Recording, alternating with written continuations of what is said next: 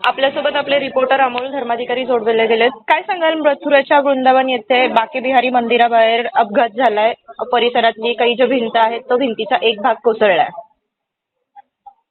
काही वेळापूर्वीच ही घटना घडलेली आहे आणि सध्या या ठिकाणी मोठा गोंधळ आहे तो सुद्धा निर्माण झालेला आहे. सध्या आपण पाहतोय की उन्हाळ्याच्या सुट्ट्या अनेक जणांना आहेत आणि त्यामुळे मथुरेमध्ये दर्शन घेण्यासाठी मोठ्या प्रमाणात भाविक आहेत.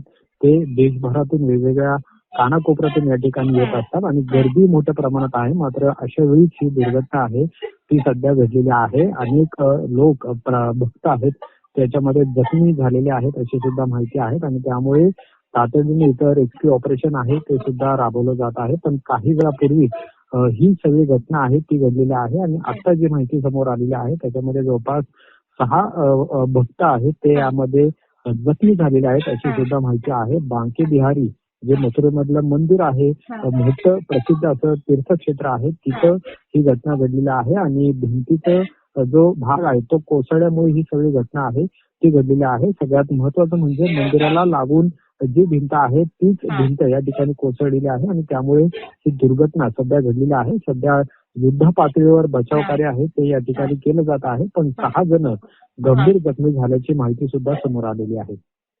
ओके, काही सांगता येईल ही या ज्या इमारती आहेत या किती वर्ष जुन्या इमारती आहेत या परिसरात?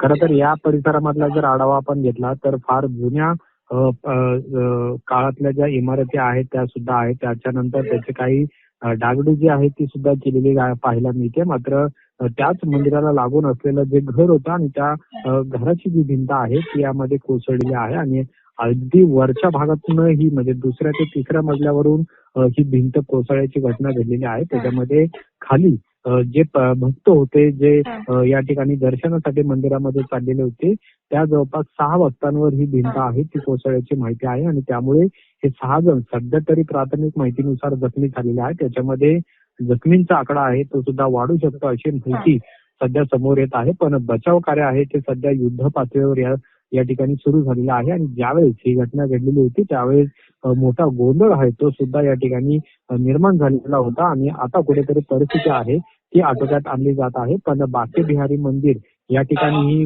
घटना घडल्यामुळे एकच गोंधळ आहे तो सुद्धा उडालेला पाहायला मिळालेला आहे. धन्यवाद.